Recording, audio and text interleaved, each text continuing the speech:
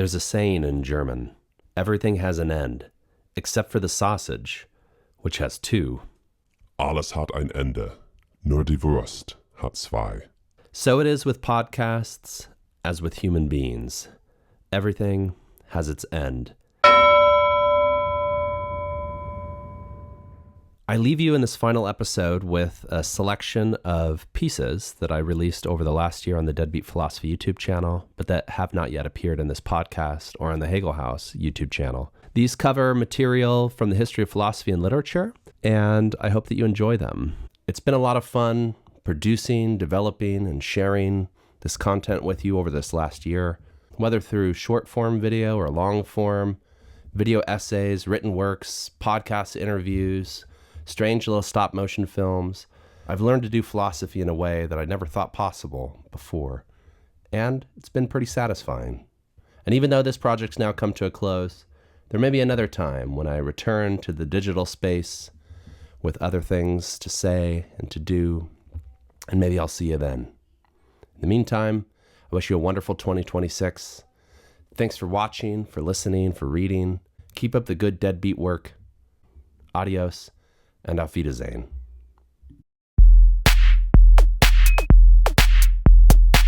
I've been designing and teaching philosophy courses at colleges and universities for over 15 years. And if I had to put together a new course on the essential works of political philosophy, here's the 5 texts that I'd choose. First off, Plato's Republic, perhaps the best-known philosophy text in global history. Plato takes a philosophical approach to politics, wondering not about concrete existent political systems, but about what are the ideal foundations that ought to ground political reality. This text really introduced the idea of justice and the idea that justice should be the cornerstone of political formation into the Western tradition. There's some surprising conclusions here, such as that children should be raised communally by parents of the community as a whole rather than by individual biological parents, and that the leaders of the city should themselves be philosophers who rotate and who have little privileges from their position. Next up, also from the ancient Greek period, Aristotle's Politics. Whereas Plato had focused on what an ideal city should look like, oriented around the notion of justice, Aristotle looks at what different political systems there are and attempts to reach empirical naturalistic conclusions about what works out there in the world. Another key and influential feature of this book is the conception of human nature that Aristotle provides within it. In particular, the idea that humans are political animals. Just like bees, naked mole rats, or ants, humans live together, and that means that because political systems are naturally oriented and humans are political animals, we can understand politics itself and well-functioning, well-ordered political states as ones that connect with human nature and that fit and do what the natural political order would do for political animals like ourselves. Controversially here, there is a defense of slavery and of naturalized slavery.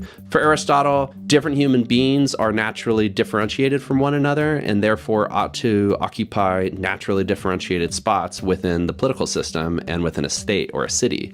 So next, jumping ahead into modernity, here we have Thomas Hobbes's Leviathan from the 17th century. Hobbes lived through the English Civil War when there was a battle basically over whether the parliament or the monarch would be the supreme head of the state. Hobbes took the position of the monarch, that is to say, Hobbes was a royalist. Hobbes thought that monarchy, in particular an enlightened, rational sort of monarchy, would be the best type of political order, not because it achieves the most just ends, but that it achieves the goal of the social contract. Hobbes is one of the first modern social contract theorists who understood our political systems in terms of an implied contract that we sign with one another and with the state, where we forego certain rights and liberties that we would have had in a state of nature in order to enter into a state of society. The famous image from the frontispiece of the book, which you see here on the title page, is Hobbes's idea of Leviathan. This was drawn for the first edition of the book. And the idea here, if you can look closely, is that every citizen gives a little piece of themselves. And in so doing, they join into a greater sovereign authority. That sovereign authority figure is not democratically elected. Rather, it's an authority who operates from the top down, who unifies all executive power into themselves and their judgment, and who, standing in a position of overwhelming force and authority above all other members of society, enforces the social contract and ensures that no individual within society will step out of bounds and take justice into their own hands, so long as the sovereign Leviathan is there. Hobbes's conception of human nature involves a lot of fear and human life being difficult, humans fearing one another, that humans, if left to their own devices, would attack, would steal from one another, could not really be trusted. And so based on that theory of human nature, the notion of political order and of an ideal political system that emerges from that is one that corresponds with humans' frightened, fearful, brutish nature. Here we have the conception of human life being nasty, brutish, and short. Essentially that humans left to their own devices don't do very well. Number 4 is Discourse on Inequality by Jean-Jacques Rousseau from the 18th century. And it's often referred to as either the Discourse on Inequality or the Second Discourse, because Rousseau wrote an earlier discourse on the relationship between the arts and society. In Rousseau's earlier discourse, he focused on the relationship between art and nature, and in this book, he focuses on the relationship between politics and nature. Rousseau's central idea here is that human society represents an imposition upon an otherwise good nature, and that human society is inherently corrupting and painful for human beings. That the human entrance into society and a political order disrupts an otherwise peaceful, egalitarian, natural state, and while necessary, is nonetheless something that ought to be reformed and to be proceeded with very carefully. Rousseau's a critic of the political status quo in his time, in particular monarchies and absolutist states, whereby there's a great deal of inequality. Rousseau thinks that inequality is the fundamental political and social problem, similar to how Plato had thought that justice and injustice was. For Rousseau, modern political orders are fundamentally unequal and have inequality at their core. The problem for Rousseau is that very early in human history, certain institutions were founded that were detrimental to human nature. In particular, private property, the putting up a fence around one's own possessions and saying, that's yours, this is mine, or saying, this is mine and stay away. This opens the door onto society and ultimately to a social contract. But for Rousseau, that itself is the origin of inequality. The institution of private property represents the fundamental break with natural social orders. And for Rousseau, in modernity, states have gotten so bad that they desperately need to be reformed. Rousseau's open to ideas of political revolution. Rousseau does think that there are better and worse political orders, and in particular, he's in favor of a sort of rational republicanism that reflects the broad interests and will of human beings. In a later book called The Social Contract, Rousseau sketches out a more detailed vision of a political system and what it would look like in terms of contracts, institutions, written documents. In this text, he's interested primarily with a diagnosis or a critique of modern political states. Hobbes' view of politics was underlined by a vision of human nature that whereby humans are fundamentally violent towards one another. Rousseau's vision of human nature, that is the state of nature prior to the entrance into society via the institution of private property and the formation of social contracts. For Rousseau, that earlier state of nature was actually a peaceful, good one, and humans naturally respect one another and have enough, especially if they have enough space, have a certain natural justice, freedom, and equality with one another. And so Rousseau thinks that we ought to get back to that natural political past.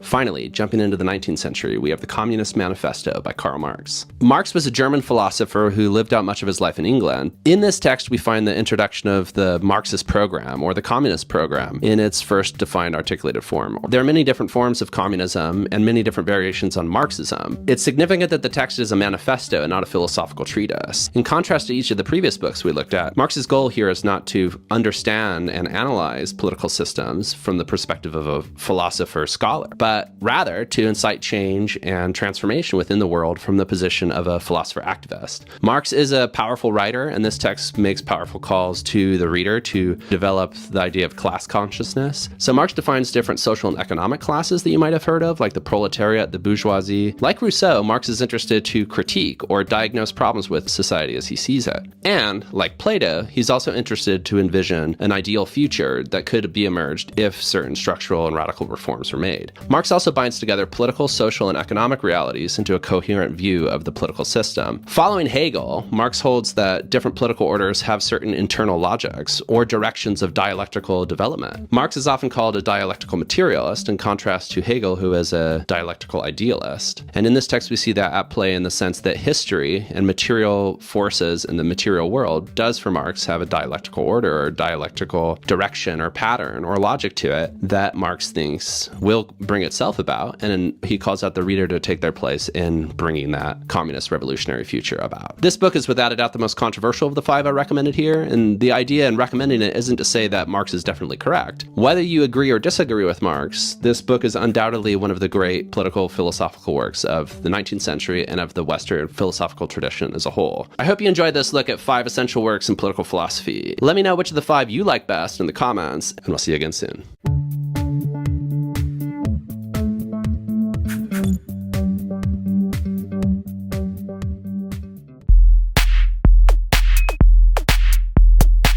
Imagine you're in a moment of crisis and you don't know what to do, and you turn to your friend for advice, and your friend says, Just be natural. well, I'm here to tell you that you should tell that friend, shove it where the sun don't shine. people often talk about doing what's natural and just being natural and doing what seems natural to you and the validity and intelligibility of that. But if you stop and think about it, that's an impossible task for a human being to undertake. Why is this an impossible task? Because humans have the kind of nature that makes our own nature complicated and difficult for us. All animals, and humans are animals, have natures, which is just to say that there are things that come naturally to them, that being the creature that they are, there are things that belong to them and that you could say about them. For instance, the types of things that you eat and that you need to survive, and the types of things about you that go along with your natural being, your biology, but also your mental life and everything about you that stems from what you are as a natural being. For humans, though, unique amongst other animals and other natural beings, we seem to be the only creatures who have the ability to question our own natures and to ask what are the limits of what's natural to us. A fish, a lobster, or a turtle have natures and act in ways that are natural to them, but they seem to lack the capacity or the interest, perhaps, to stop and to ask what is it about their nature that defines them and what the limits and boundaries of their natures may or may not be. Human beings seem unique in our interest in stopping and examining our own natures and in having many competing views of what the natural is. And this gets me back to that notion of impossibility. When it comes to humans, there's myriad, almost infinite, countless different social and cultural ways and devices and inventions that humans have come up with over the millennia and centuries for thinking about what is human nature, or what is it that characterizes humans as humans, what can be said about humans, what is it that makes humans tick, what are things that would make a human healthy or unhealthy. There's a lot of different ideas bound up with this notion of being natural and of human nature itself. It underlies human political philosophy and different political systems, ethics, economy. In most domains of human life, you can find a space where nature and the question of what is natural to the human appears in some form. And the fact that human nature is so at issue in so many domains of human life also then means that there have been countless different responses to the question, what is it to be natural for a human being? If you look across the globe, across time, you'll find as many different conceptions of human nature as there are different conceivers. There's so many differences between societies, historical periods, states. If you mix in religion, political ideology, language, technology, these different factors across time influence and give rise to different views of nature. So all of that means that it's a pretty populated, almost an overabundant field when it comes to this question. It's an over-answered question, an over-determined question. What is human nature? The notion of the natural is so over-determined that it becomes almost impossible to narrow down a specific conception. And how do you arrive at your own view of what is natural at the exclusion of other views? Well, you might say you could follow reason or faith, or that you have some sort of other guiding tool or method to arrive at what is the correct notion of nature. But I think that we have to at least accept on some level that in our moment now, as modern humans living in an environment and in a cultural and media space where there are so many competing views of nature, and if you have some historical and geographic awareness of the diversity of humankind and human meaning, then it is very plausible that today, regardless of what is actually the case, humans find it unable to determine and select a particular vision of nature to answer the question with any sort of certainty or any sort of assuredness. You have to just plunge in with your notion of nature, and I don't think we can honestly say that anybody can be more certain than that. So the question of nature for human beings and of what it means to be natural for a human being and to do the natural thing. All of that is very fraught, and I would say it's impossible. I'd say it's paradoxical. I'd say that there's something built into it by nature of the question itself that's difficult for us humans, and that, for better or worse, makes us a little different from the rest of the animals that seem to have no problem living in a way that's perfectly natural to them. Bye-bye.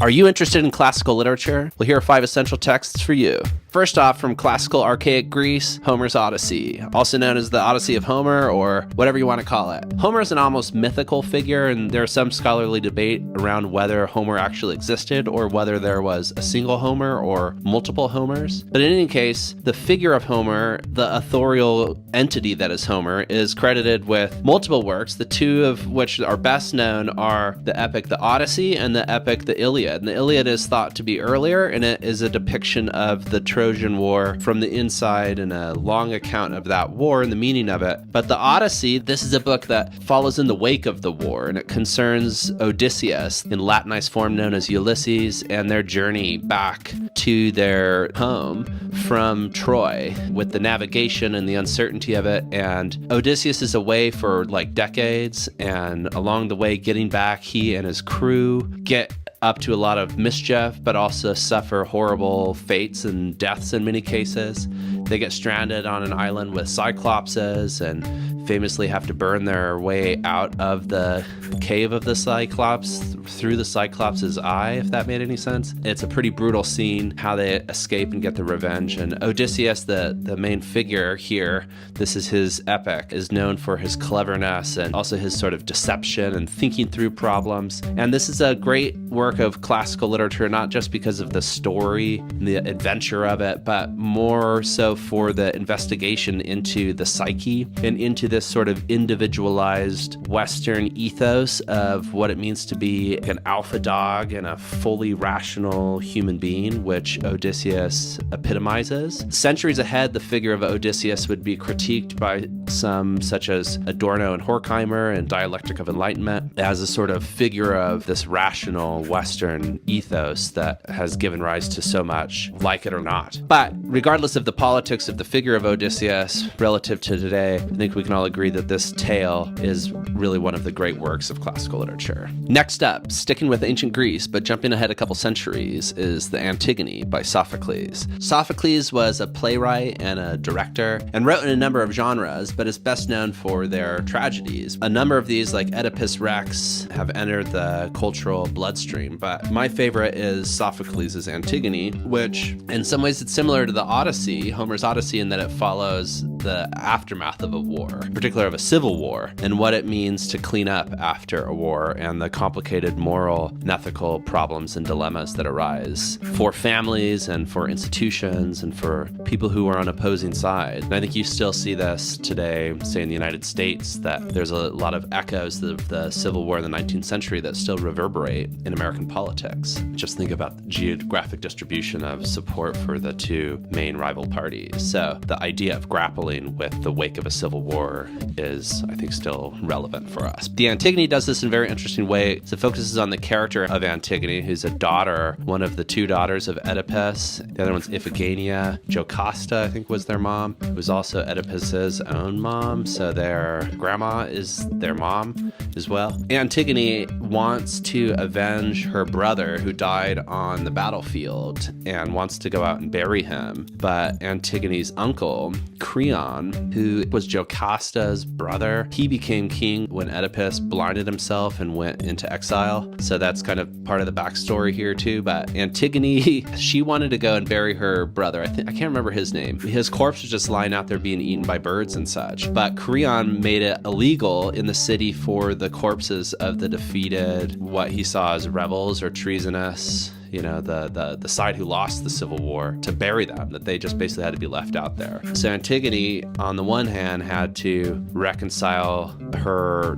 devotion to her brother and her love for her brother and her need to bury him and her love and attachment to him as a family and as a sibling, to and against her devotion not to her uncle but to her king, and the idea of herself as a law-abiding subject of the city who's bound by these laws. Even if one finds the laws unjustified or wrong, there's sort of this conflict. It's a classical case of moral conflict. A lot of philosophers throughout history have focused on that conflict. Like, for example, Hegel. Hegel has a treatment of that you also see there in the Phenomenology of Spirit, focuses on this quite a bit in terms of the development of civil law and of civil consciousness and of a different sort of phase in the dialectical process of spirits unfolding in history. That this is an example of where you see this sort of tract, this emergence of a new legal order that isn't based on familial relation, but on an imposed belonging to a state or a city. It's almost like nationalism, like the moving from family-based tribal relationships into a sort of nationalized system. So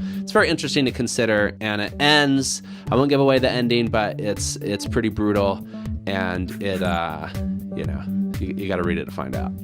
Jumping ahead about 1,500 years into around 1000 AD is Beowulf. It's not quite a novel, it's an elegiac story. It can be translated from the Old English or the early Saxon, or this is like an early version of a Proto-English. Here it's been translated into verse, but it could also be translated to prose. But Beowulf's really awesome. It's one of the great classical monster stories that has this brutal beast monster, Grendel. Beowulf takes on the task of trying to slay Grendel because Grendel's been wreaking havoc in the landscape, right? I think pillaging some villages and such. But Grendel's a giant clawed monster who can rip people apart and rip their arms off, and who seems to consume human flesh. Like, you should check this out just for the riveting descriptions of Grendel and who they are. And then there's also Grendel's mother, who's another monster. And then there's a sort of third part that involves a dragon. Yeah, there's Grendel and Grendel's mother. And then there's a dragon that takes place far in the future when Beowulf is old, and an encounter with this. It has these excellent monster fantasy elements to it, but it's also a tale about leadership and obligation and responsibility and courage and Beowulf's thinking and the decisions that they make and why they make them and the emotions that they and the other men go through. And this translation by Seamus Heaney is really nice and poetic. There are other translations too. It's a great read, and I think it's one that, especially if you like adventure, especially if you like fantasy, especially if you like monsters, if you like any of that stuff, you should definitely read this. Number 4, jumping into the Italian peninsula in the 14th century, is Dante's Inferno by the Florentine author and statesman Dante Alighieri.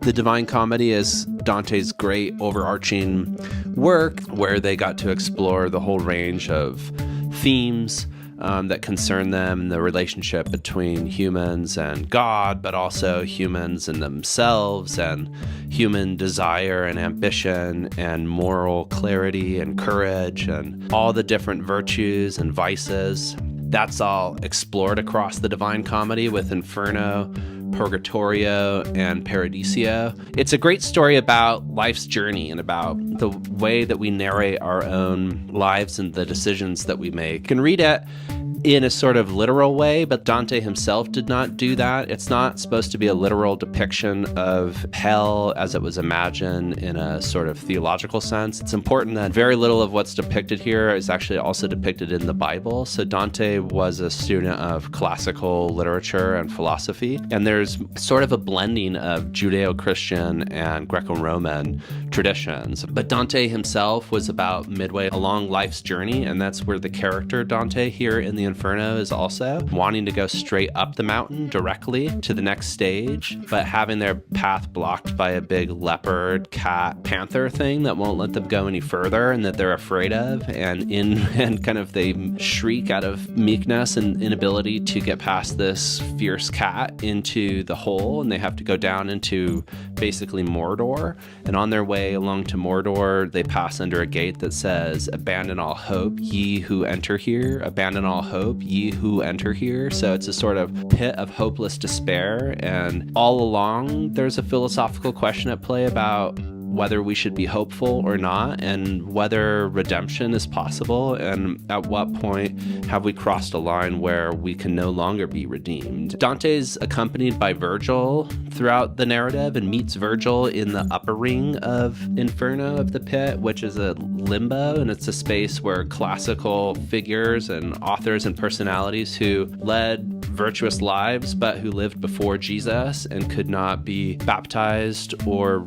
redeemed fully, they still get to live out their existence in a pretty chilled out way, talking with each other and philosophizing and debating and being in society with one another. And that's where Dante encounters Virgil, who was the author of the Aeneid, which is the Roman Latin update of the Odyssey from Homer, and also deals with the wake and the aftermath of the Trojan War, but told in its relationship to the founding of Rome. Dante meets Plato and Aristotle and Socrates and Thales and others in there as well, and philosophical ideas, in particular ethical ideas and ideas about community and even about the cosmos.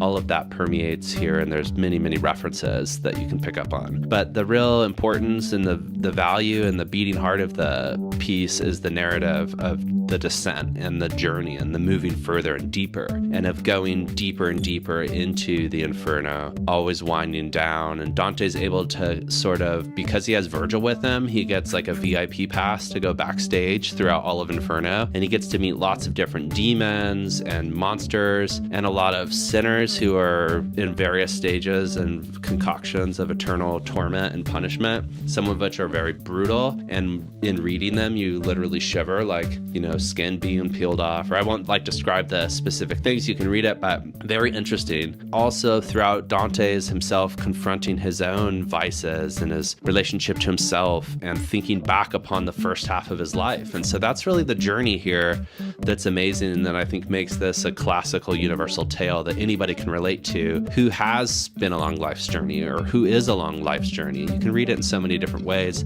And the climax, passing through Inferno finally to realize, Dante does, that while he thinks he's been only climbing down and deeper down into the pits of despair and hopelessness, that actually he's been, in an inverted way, ascending up the path. He's been taking the necessary steps. Like, you first have to go all the way down before you can come up, or the hour before sunrise is always the darkest of all. So it's like the depth of night first has to come before the next day can emerge.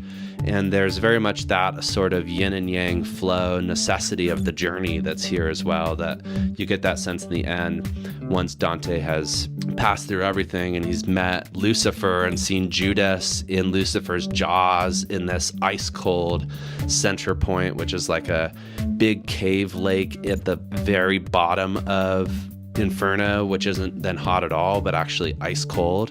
And Dante passes out this hole that's like a stride in the middle there and pops out and realizes that he's just where he needs to be and that the journey can continue and that he had to go there before he could go further. So there's so much here to enjoy, and I think that whoever you are, wherever you are along life's journey, this is one for you not to miss. Finally, number 5 is Richard II from William Shakespeare.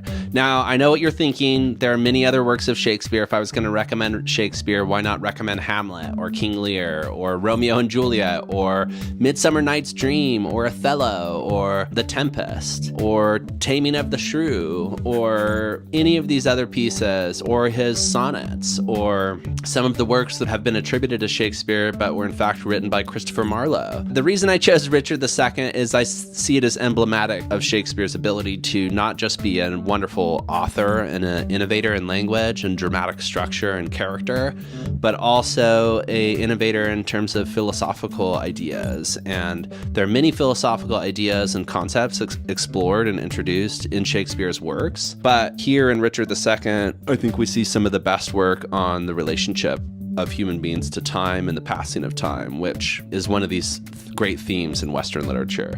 Now, this is one of Shakespeare's histories. It dealt with a historical figure. Richard II was a king of England centuries before Shakespeare's own early 17th century Elizabethan England. You can see this as his putting forward for his audience in the early 17th century a tale of a king who they were all familiar with, but who had lived and reigned long enough ago that he was now like a historical mythical figure. But the basic outlines of Richard II's life were well known. What happens with him is he gets displaced, sent into exile, returns, tries to attempt to retake the throne, but is thwarted by happenstance and chance because the army of Scots who were going to join him to retake the throne had been there but couldn't hold out any longer. So it was sort of, he was thwarted in a really tragic way. But then Richard II, in his defeat, becomes then a sort of tragic philosophical figure who realizes that human life is that way, and he's imprisoned in his own castle that's then taken over by the competing rival to the throne, who's also his cousin. In that dungeon, he's going to be murdered by one of his former associates, but he doesn't know that now, but he's wasting away there. And this is another book that takes place in the wake of a civil war or of war, like the Odyssey or Beowulf, the Inferno. All of these books, actually, these great classics, seem to have some relationship with war and what it means to live in the wake of traumatic events. I'm just going to read from you a little passage from Richard II's imprisonment in the dungeon. I wasted time, and now doth time waste me. For now hath time made me his numbering clock. My thoughts are minutes, and with sighs they jar their watches on unto mine eyes, the outward watch, whereto my finger like a dial's point is pointing still and cleansing them from tears. Now, sir, that sound that tells what hour it is are clamorous groans which strike upon my heart, which is the bell. So sighs and tears and groans show minutes, times, and hours. But my time runs posting on in Bolingbroke's proud joy. Bolingbroke was the cousin who took over the throne. While I stand fooling here, his jack of the clock, this music mads me. Let it sound no more, for though it have holp madmen to their wits, in me it seems it will make wise men mad. So I consider this like maybe a existentialist monologue. It's just one example among countless others in Shakespeare's works that really cut to the bone and that are powerful in this really unique way. This last recommendation is more a recommendation to read Shakespeare than just to read this particular work, but I really like this little piece and hope you enjoyed it too. So I hope you liked this look at 5 classical works of Western literature. Let me know what you thought in the comments, which works you would include, which works do you think I left out? Which of these was your favorite? Are there other works by these authors that you'd recommend? And if you've looked at these works yourself, what are some of your favorite parts? If you liked this video and want to see more, remember to subscribe and like. Thanks for watching. We'll see you for the next one of these, and bye-bye.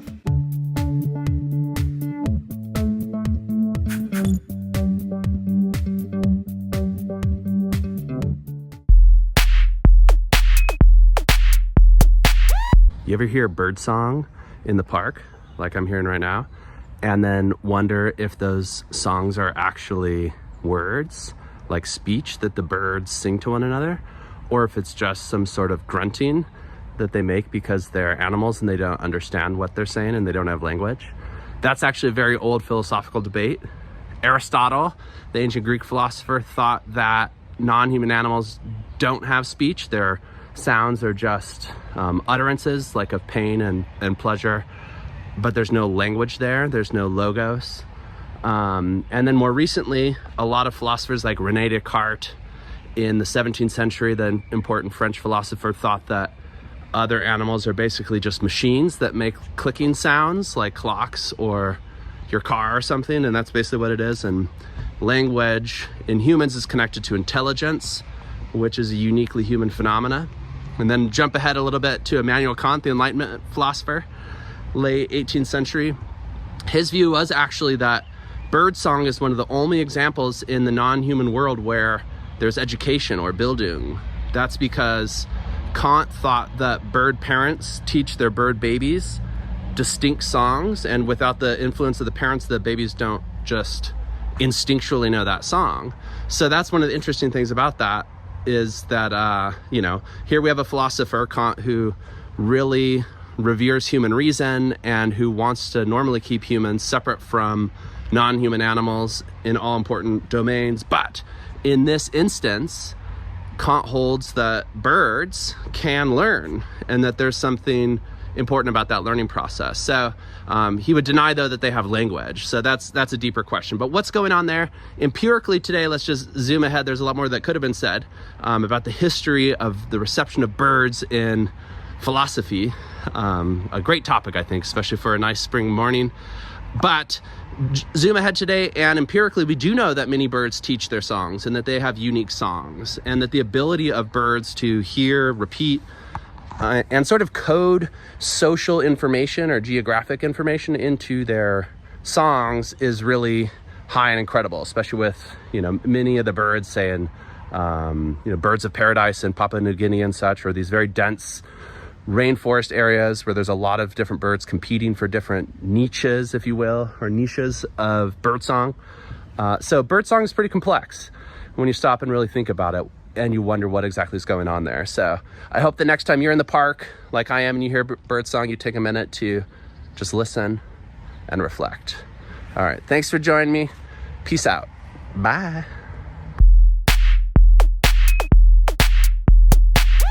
Do you ever feel like a ship in a bottle? Like you're contained in something larger than yourself that you can see through but can't get past? Well, that's actually one of the foundational problems in the history of modern philosophy, the relationship of the individual to the world around them, as we'll explore now in 5 essential texts of modern philosophy.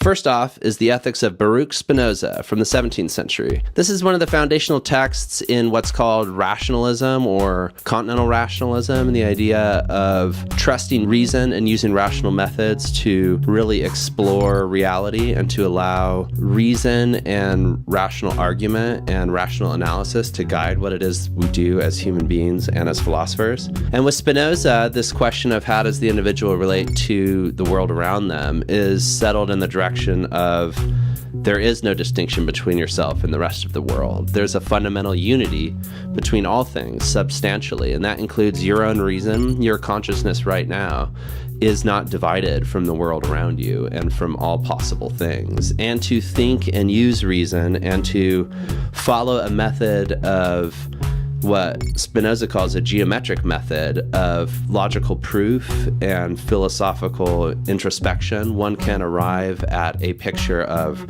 the natural world that is unified, where God is nature, and there's no distinction between humans and the natural world and the individual and the world around them. There are different modalities and there are different ways of being that natural beings are. So for Spinoza, beings are differentiated in a geometric sort of way. There's tons of difference in Spinoza, but it's a matter of perfectly holistic, consistent, non-divided, identical difference. Often he's called a substance monist or a pantheist. So the idea of being a substance monist would be that there's only one substance in the universe. There are, of course, dualists like Descartes with his mind-body dualism, or extended substance, which is body, and non-extended or intellectual substance, which is mind. This text is called The Ethics. That's a very interesting title because there's very little in here that we today would recognize as practical philosophy or ethics or moral philosophy. But if you step back and think about what ethics and as a sort of ethos in this broader sense, it's a matter of reframing the human's relationship between itself and the world around it. Next up is The Critique of Pure Reason from Immanuel Kant, published in 1781 in Königsberg. Kant was a very wide-ranging philosopher who taught and worked for over 50 years and who wrote dozens of major works in almost any philosophical subgenre that you can imagine. Like Spinoza, Kant invested enormous importance in reason and enormous trust in reason. But unlike Spinoza, Kant also felt that reason has limits and that reason on its own accord, left to itself and to its own devices, cannot generate a satisfying picture of the world. We have to therefore sketch out limits to reason, or we have to critique reason and sketch the boundaries of what reason is entitled to say and what it is not. For Kant, reason alone cannot generate knowledge. You need reason plus experience. And experience is a matter of the individual's interaction with the world around them through sensation and sensibility, processed by intuition and other cognitive faculties like understanding,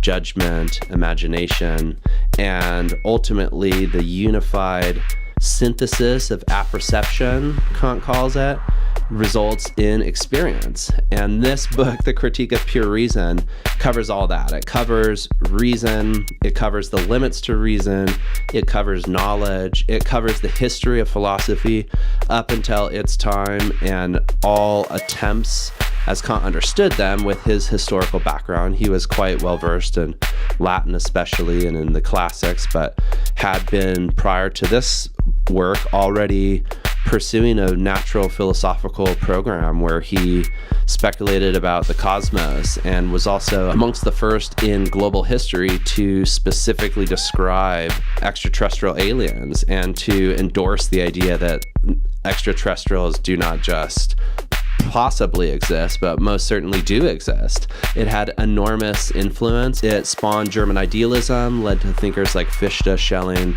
and Hegel, who developed their programs explicitly in the wake of Kant's project here in what's called the First Critique. Kant wrote 3 critiques: the Critique of Pure Reason, the first critique, the Critique of Practical Reason, the second critique, and the Critique of the Power of Judgment, the third critique. While he never felt that he had really solved the problems that he set out to solve in this book, it's still just an enormous book and sparking him off in this trajectory. And it's that spinning top that this book set off that Kant himself pursued and tried to revise and refine after this text for the rest of his career, is a top that in many ways is still spinning with us today. Next up is The Phenomenology of Spirit from Georg Wilhelm Friedrich Hegel, published in 1807. So Hegel was born here where I live in Stuttgart, Germany. Hegel led a pretty boring life. He did have an illegitimate son born to his landlady, for whatever it's worth. The Phenomenology of Spirit is seen as Hegel's first major defining work. It really established him as a thinker. It's a really important work in terms of thinking about the fusion of philosophy and history. And what do I mean by that? I mean that here's a text whereby the philosopher and the idea of what it means to do philosophy here is one that embraces the idea that truth and beauty and meaning and identity and knowledge and any sort of sense that we have of ourselves and the world around us, all of those things are not constant and are not immune to historical change. All of those things are things that emerged over the course of the history, not exactly of human beings, but of what Hegel calls spirit. So spirit, or Geist, you can think of it like a big, the idea of a zeitgeist or the spirit of the times. Spirit as the subject of history and spirit as the subject whose story it is that we're living through. And again, like others before him in this modern tradition, Hegel trusts reason and places enormous importance in reason and in the value of philosophical reasoning and the fact that we can use philosophical argument and methods and systems and trace logics and follow dialectics, and we can arrive at the truth of something. But Hegel also thinks that reason thinking is a historical achievement, like those other things, truth, beauty. Any sort of goal that we would set for ourselves as human beings or as philosophers is, for Hegel, something that we can't just accept as a given. There's a bunch of stages here in the development of spirit: consciousness, self-consciousness, reason, spirit, religion, and absolute knowing. And so spirit actually passes through all these phases, and in each phase sort of absorbs the previous phase into itself and learns lessons and keeps on moving and developing. Absolute knowing, the ultimate goal of the whole process, is a philosophical goal that Hegel does think is possible for reason, possible in a sort of futural defining sense of that's the telos, or the end of spirit's process. It's probably worth a read. Number 4 is Fear and Trembling by Søren Kierkegaard from the 19th century. So Kierkegaard was a Danish philosopher who lived most of his life in Copenhagen. Kierkegaard is sometimes seen as the first modern existentialist. There's no certainty for Kierkegaard, and reason does not provide a sort of guaranteed path towards truth or meaning. Reason for Kierkegaard is one human faculty among others, and importantly, when it comes to freedom and choice and to the self-definition of the human individual, for Kierkegaard, reason really comes up short. Kierkegaard was a pious, though idiosyncratic Protestant. He was a critic of organized religion and of the church in Copenhagen and in other places, the institutionalized church. Kierkegaard gives us in this text the example of Abraham and Isaac from the Old Testament or the Bible, the Torah, whereby Abraham is asked by God to sacrifice his son, Isaac, and Abraham is faced with a sort of conflict or moral dilemma, you could say, an ethical dilemma, whereby as a father, the last thing Abraham wants to do is to kill his own son. That's just horrible. But at the same time, Abraham also wants to obey his God. There's an ethical conflict there, and it seems that anybody would say that sacrificing the child can't be right. It can't be right that God would ask you to sacrifice your own child. That just seems like that would make God immoral. It seems almost like an impossibility, ethically speaking. But then Kierkegaard talks about the teleological suspension of the ethical, and the idea that sometimes, this is to go back to this idea of reasoning, ethics can only get us so far, and thinking things through in terms of what seems ethical or not. Because usually what Kierkegaard means by that is really what seems reasonable or not. This is ethics in a post-Kantian sense, whereby you can think it through, and it's clear that there is what seems to be, for an irrational person, a right thing to do.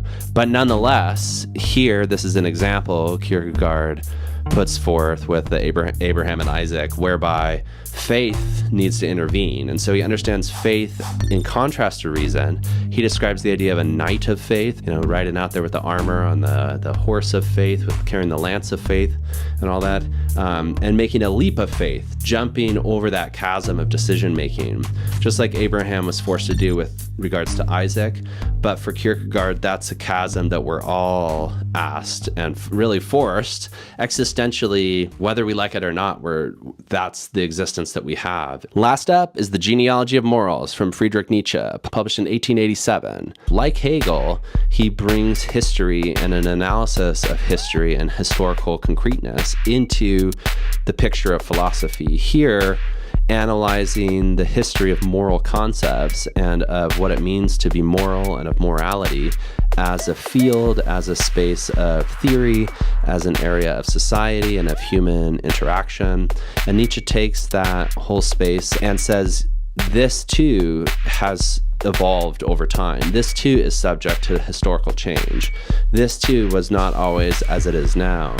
This too can be placed into a historical network. Nietzsche follows in the footsteps of Rousseau, Marx, and others in being skeptical of modern civilization or society and the so-called advances of society.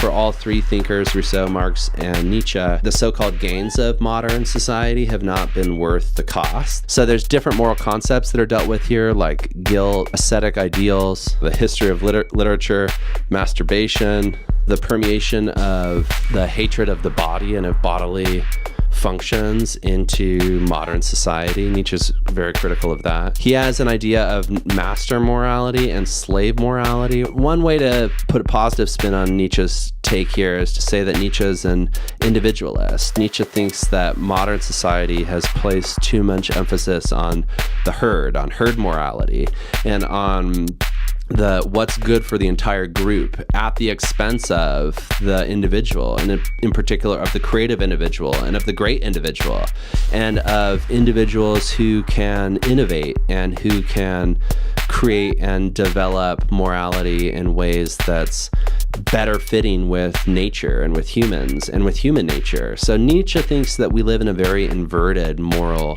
space, and in modernity, and I'd say that's in Nietzsche's modernity as well as our own, we're bent up and twisted against ourselves. And in some ways, the whole point of Nietzsche's genealogical critique is to take those twisted roots, to follow them back.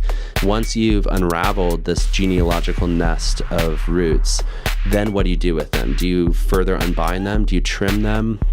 Do you keep some and try to get rid of others? Do you rearrange them? For Nietzsche, the power of genealogy is that it shows that we're rooted in one way and we don't have to be rooted that way. So thanks very much for checking out this look at the history of modern philosophy. If you like this video and want to see more, remember to like and subscribe. And see you for the next one of these. Bye.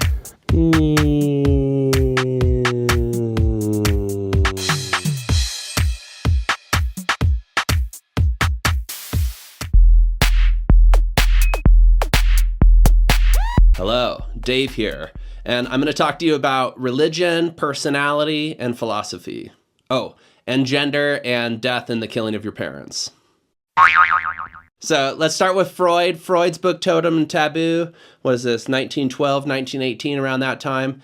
One of his great works on religion and human history. And it's basically an attempt to do sort of an anthropology of early human customs. It's very bold in terms of its theorizing of how human cultures and taboos and mores at this sort of deep level, how they emerged in human history. And he in there proposes, among other things, a certain vision of human prehistory whereby there was a primal horde who committed a primal parricide.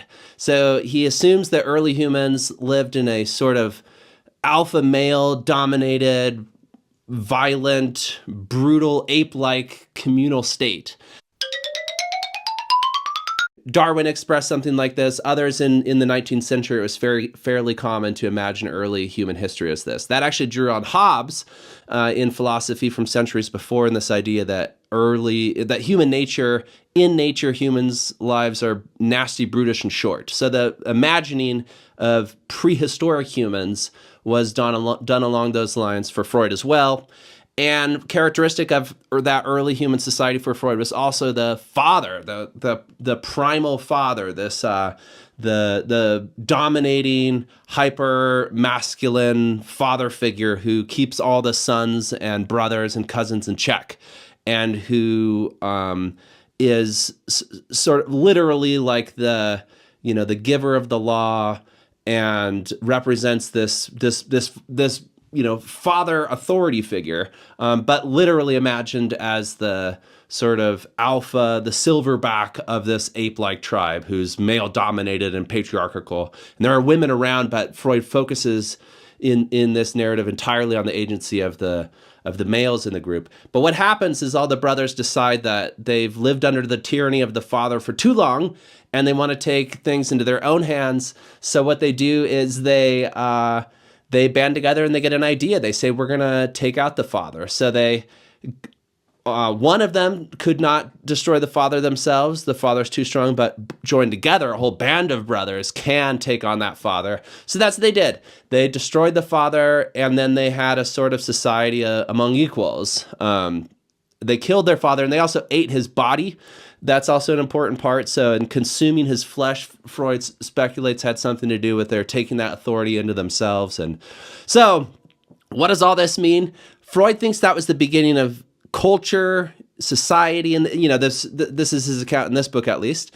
In other books, he has slightly different versions of this, and the account develops. But the birth of culture, society, and religion, also gender roles, also human accounting for one another in a social formation, and what it means to think about authority and being haunted by this primal parasite act. And essentially for Freud, religion and the formation of personality in religion is a matter of being haunted by this primal act and feeling a certain guilt for having done so, but also identifying with the father. And totems, the erecting of totems and sort of symbolic vocabulary, and you can think about like Trump's Tower or something. It's like literally we invest these totems of highness with masculine authority in our world today. So it is more general than religion, but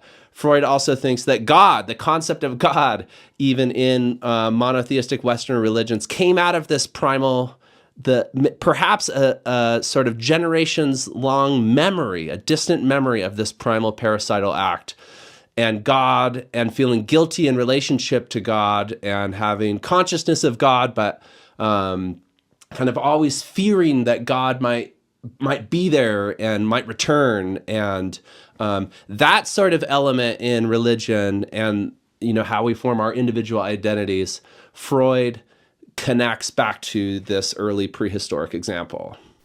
All right, so let's jump ahead now, talk a little bit more about this personality, prehistory, religion, philosophy, connection, gender, and spring to Simone de Beauvoir, who is a French phenomenological philosopher in the early to mid 20th century, was quite heavily influenced by Freud, but departed from Freud in a number of ways in accounting for these issues. And while Beauvoir does have a certain critique of religion, similarly to Totem Taboo, and understands religion in naturalistic terms like Freud did, and like Nietzsche and others in the late 19th and early 20th century did, Beauvoir also focuses, especially in this text, on how the whole arc of human history and civilization and culture, in particular in the West, but she really does have a global, species-wide picture in mind here, how for humans as a whole,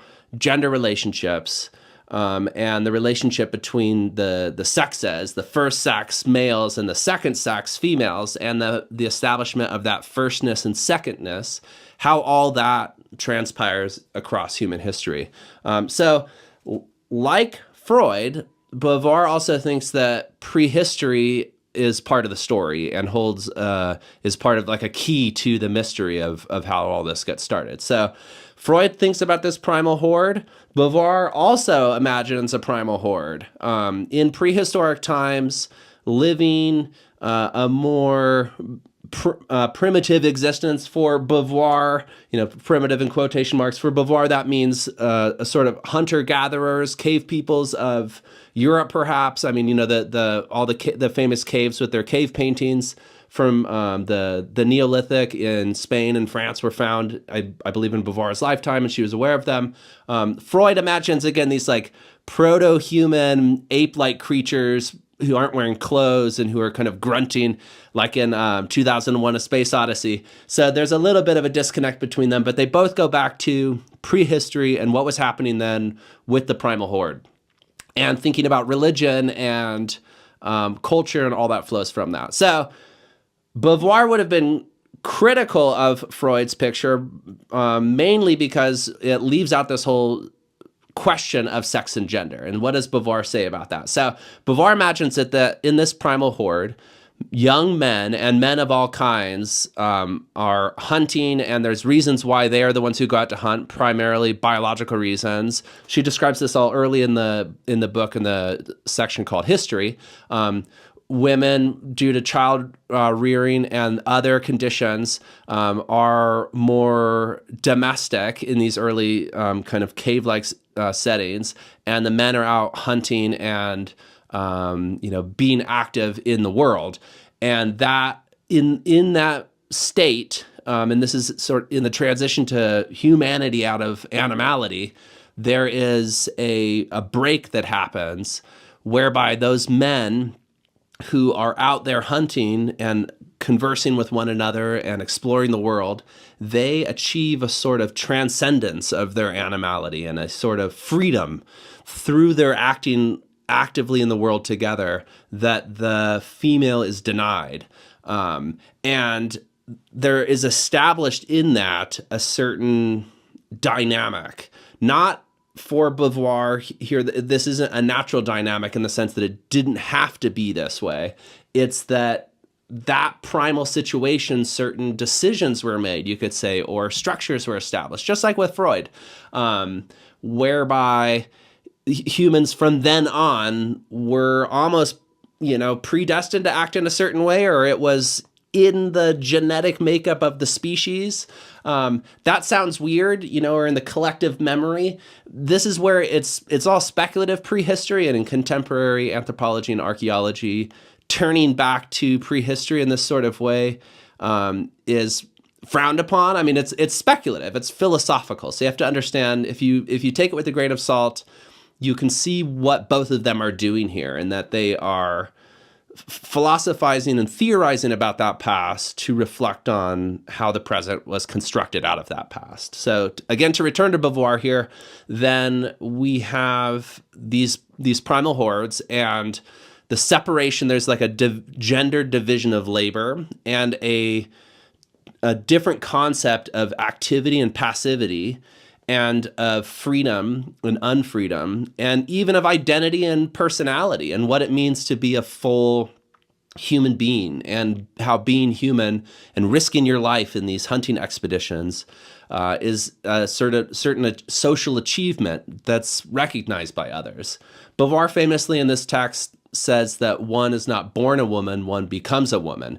And also by extension, one is not born a man, but becomes a man. And she means by that to be a man or a woman is something that is achieved in a human lifetime and in human society.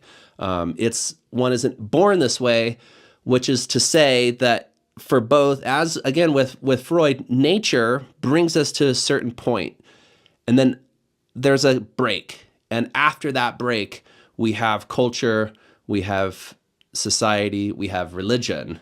And in both those cases, we have gender roles and sexuality and identity and personhood and personality all built up in weird and interesting ways. So I hope you enjoyed this look at these two texts around the questions of religion, identity, and all that. So, all right, take care, everybody. We'll see you soon. Bye.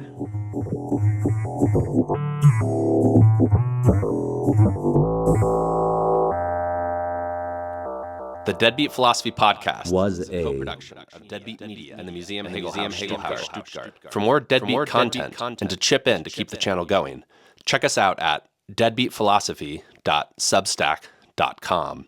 For more about the Museum Hegel-Haus, check out hegelhaus.de.